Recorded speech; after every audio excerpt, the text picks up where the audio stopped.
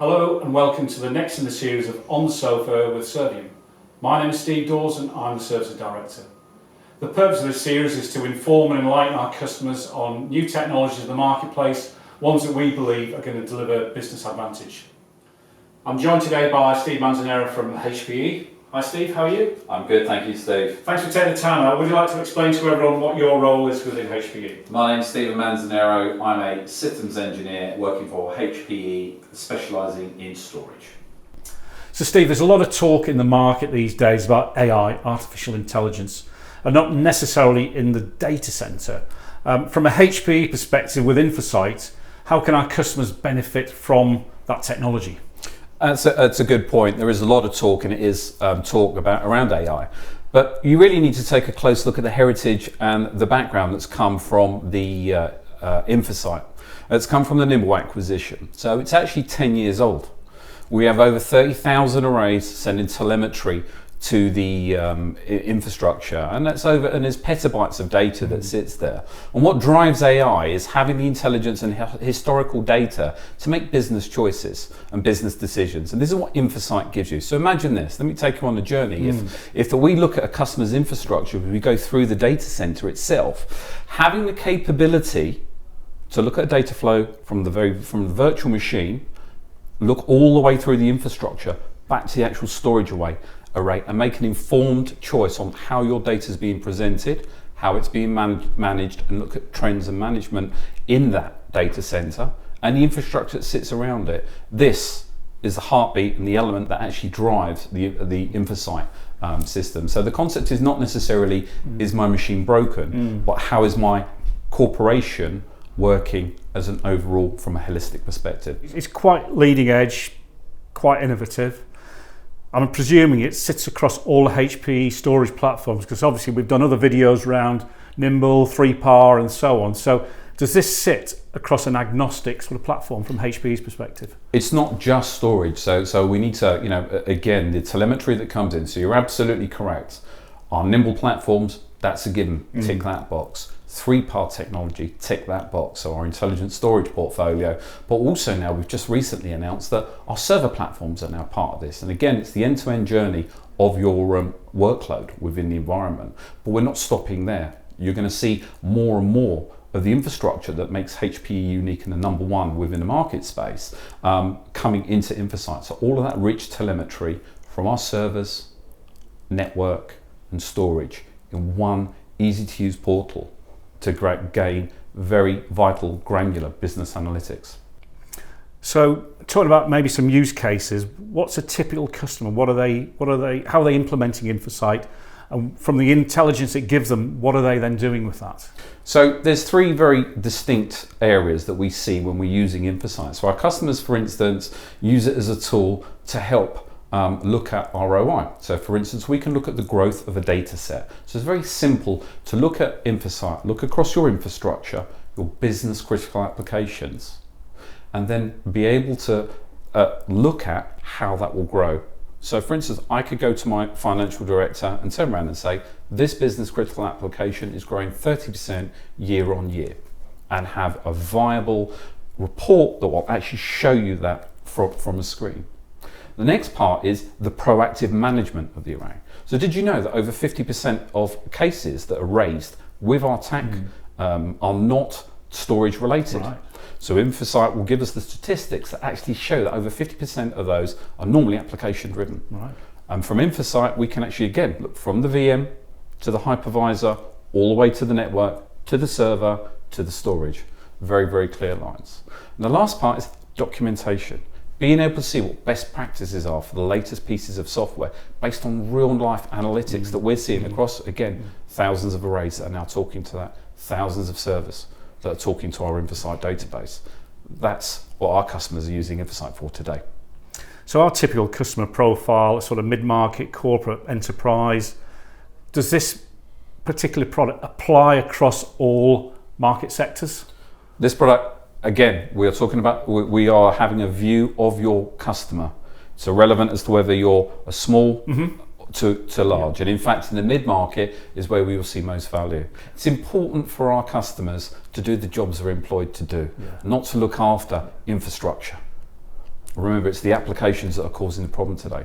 This is what InfoSight will allow them to do. It doesn't replace their management tools, but it gives them a view at that time, in real time, of what you are doing within your business. Obviously, adding tremendous amount of value to the customers and the environments.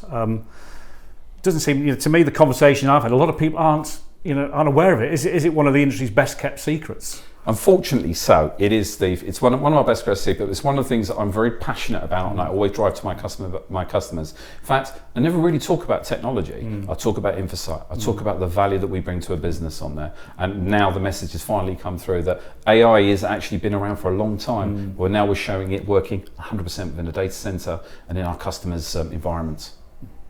So again, Steve, there's a lot of talk in the market about AI, is it science fiction? You're collecting all this data, you talk about telemetry and so on and so forth. Does that mean I'm going to sort of hand over all my IP, all my information to, in effect, a machine? Well, Steve, that's a good point. And AI is science fiction today, so it's come through. So let me clear that point up straight away on it. No, you're not handing any of your user data or any business critical information that's secure to yourselves, so it's secure for you. Right? Let me highlight that.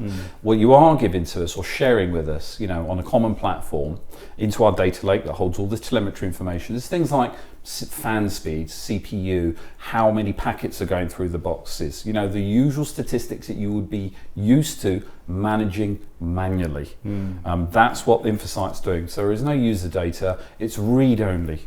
You cannot change, alter in any way your existing infrastructure.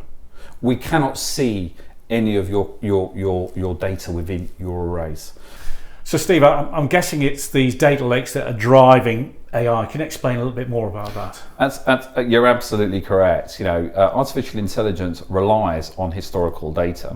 So relevant as to where we are, within the market space, but across our competition, we have 10 years of experience in this. And we're the same with our 3PAR as well. They go back, the same amount of telemetry is also uploaded to our data lake. So we can make informed choices going back over 10 years using historical data. So I think on the information we've got so far, Steve, a lot of customers are going to be excited by what InfoSight can offer them.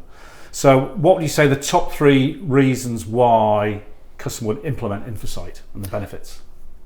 Most customers, once they see InfoSight you're absolutely correct, Steve, they're really excited about using it. So every customer's different though, their environments are different, but there's really three or four key points that come out. Normally it's performance management. It's being able to look at that, take a holistic view, end to end, of the array, of the network, of the server, of the virtual machine, across a hypervisor, and being able to monitor a flow on a per application basis. That's number 1. Number 2 is proactive maintenance and management of the arrays, from the fact that should a product fail or something go out of sync, we can automatically open and close tickets for the actual array and get parts sent out. The next part is we also have the capability to blacklist the arrays, and what I mean by that is if we see a bug, an issue of a combination of code and driver, for instance, if my hypervisor has released a patch or an update, something like that can cause a problem. We can actually stop arrays being upgraded or stop them actually implementing that code. So that's quite an interesting piece that goes with it. And last one, there's a single point to get their documentation. I know it sounds crazy, Steve, but it's a very, very easy way to pick up your documentation, look at the white papers, and make sure that you're tuning your infrastructure correctly end to end. So in essence, allowing the customer to follow best practice. Absolutely, and that's really important. So Steve, you talk a lot about capacity planning, and I know talking to a number of our customers, it's a big headache for them, sort of planning for the future and so on. How can InfoSight help them? So one of the great parts of InfoSight, Steve, is the capability to actually look back a year. So what we can actually do within InfoSight is we can look at a capacity trend on a per application basis. So imagine this, today a lot of my customers have to operate their storage in a reactive fashion. So that means they go to the financial director, they turn around and say, I think I need 30-40% upgrade in capacity. What InfoSight will do is allow us to go back, look at key business applications or application or a storage perspective, and actually simulate the growth moving forward. We can actually tell you from the front end of the InfoSight GUI when you're going to run out of space. So imagine that. You can look to the future by looking back on your information, but also you can see within one easy to view screen when you're likely to need more capacity within your array. So from a CTO, CEO perspective, it's helping them, I suppose, build a business case for what, for expansion and so on. Absolutely, and you're not in the dark. So you're not fumbling around thinking what could happen. It also gives you, but the other part is, of course, it also gives you the beginnings of a strategy for moving to cloud. So, should cloud become important to you as a business organization, you can make an informed choice on your infrastructure as to whether that cloud service is actually going to be useful to you. Steve, this sounds really great technology, but I'm an IT manager, I've got an IT team, I'm thinking, I want to implement this. How much training and development is going to be needed for my team? So maybe explain a little bit about that for us, could you? So Steve, the great thing about InfoSight, it's been designed to be very user friendly. So imagine this, I can give you a management report that will show your capacity, how many outages you've had, how many areas of contention there are within your network, how many replications have happened, and archive of your data within 3 clicks. I can train your engineers within an hour to be able to be sufficient, up and working using InfoSight. That's fantastic. So you think you'd even train someone like me? Well, for us, Steve, unfortunately, it might take a little bit longer. So HP acquired Nimble, therefore acquired InfoSight. It's, to me now, more understand it. It's very leading edge, very innovative. But in this industry, you can't stand still. So what's coming down the line, Steve, to keep it leading edge and ahead of the game? Steve, we're beginning the journey right now with InfoSight, and it's an amazing thing. So we now have, as you know, all of our high-end platforms from a storage perspective talking directly to InfoSight. We now have our server platforms talking to InfoSight, but it's just the beginning. For our vision is an end-to-end strategy to be able to bring together the networking infrastructure, that includes the wireless, that includes the fixed, the data center, the whole pieces together in one to give an analytical engine that our customers can use to drive the next wave of innovation within their businesses. So, as I say, hold on to your horses, because we're really going to start to fly this year. Yeah. So, Steve, InfoSight sounds a really powerful tool. It can deliver a lot of information, a lot of advantage to our customers in their business. Sounds expensive, so how do I buy it? So the great thing is, Steve, when you purchase a HPE product, it's actually free of charge. It comes as part of your service contract. So that's anything, servers, storage? Servers and storage today, yes, that's correct, Steve. Okay, brilliant. Okay, Steve, so that sounds really great. I think, thanks for taking the time out today. Fantastic overview of InfoSight and the benefits it can deliver our customers. So what would you suggest is the next step for customers who want more information? Steve, it's really simple. I think a one-to-one demo is the best for everybody. We can go really deep into the environment, we can talk about all the different workflows and actually show things that are specific to your environment. So I'd say, guys, contact Servium, let's get together and we'll do a one-to-one for you. That's great, thanks Steve. So thanks everyone for taking the time out today to join us. As Steve mentioned there, we can arrange a one-to-one demo. There'll be a link at the bottom of this video, or by all means contact your Servium account manager as well. We can arrange that with Steve. So thanks once again, and I'll see you on the next video.